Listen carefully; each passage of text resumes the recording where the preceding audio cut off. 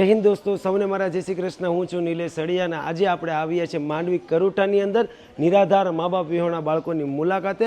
આજે નવા સત્રના પહેલા દિવસે જ આ નિરાધાર બાળકોની જે પણ રિક્વાયરમેન્ટ આજે આપણે પૂરી કરવાની કોશિશ કરી છે।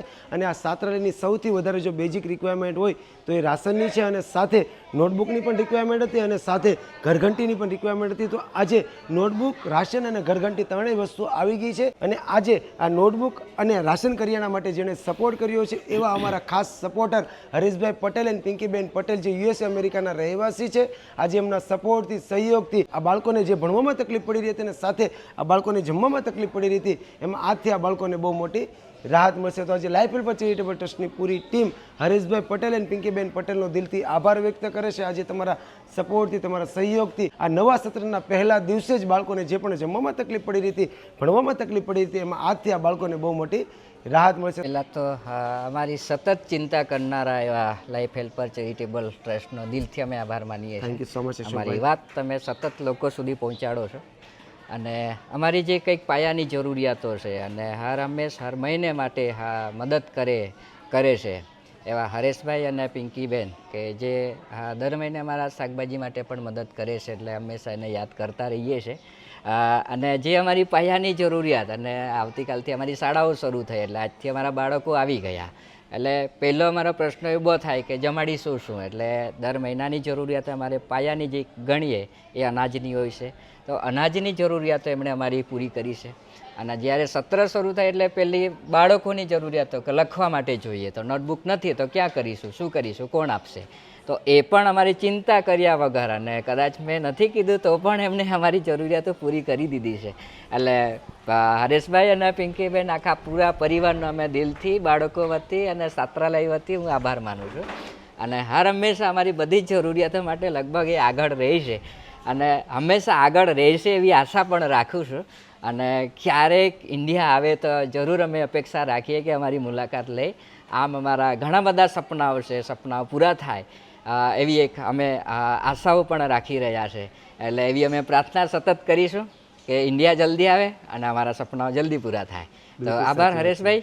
તો thank you so much Harishbhai Patel અને પિંકીબેન પટેલ। આજે તમારા સપોર્ટથી, તમારા સહયોગથી આ જરૂરિયાતમંદ બાળકોને જે પણ ભણવામાં અને જમવામાં તકલીફ પડી રહી હતી, એમાં આજથી આ બાળકોને બહુ મોટી રાહત મળશે। અને ખાસ કરીને આ અનાજ દળવા માટે ઘરઘંટીની પણ રિક્વાયરમેન્ટ હતી, તો આજે ઘરઘંટી પણ આવી ગઈ છે।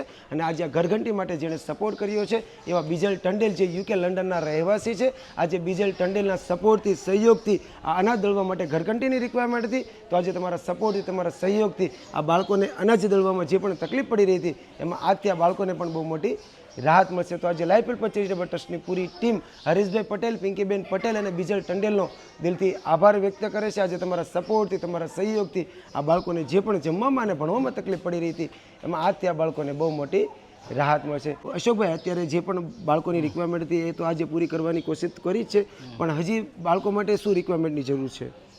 આમ તો ઘણી બધી જરૂરિયાતો પડતી હોય છે, જેમ આપણા ઘરમાં જરૂરિયાત ઊભી થાય, આમ ટાંકણીથી લઈને જેવી જરૂરિયાતો, એટલે આ પણ એક ઘર જ છે। એટલે અનાજથી જ બધી જરૂરિયાતો પૂરી નથી થઈ જતી, પણ એમની લખવા માટે બલપેનો છે કે બેગ છે, એમને મૂકવા માટે બેગો પણ જોઈતી હોય છે।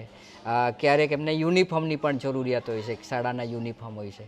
એટલે પાયાની બધી જે જરૂરિયાતો આપણે એમને ગણતા હોઈએ છીએ।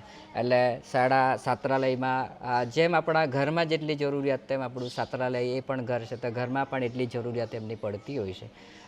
સાથે આપણી પ્રાથમિક જરૂરિયાતો, દાખલા તરીકે અમારા સાબુ કોપરેલ છે, તો એ પણ આપણી જરૂરિયાત છે। એટલે એવી બધી સતત જરૂરિયાતો આપણી પડતી હોય છે।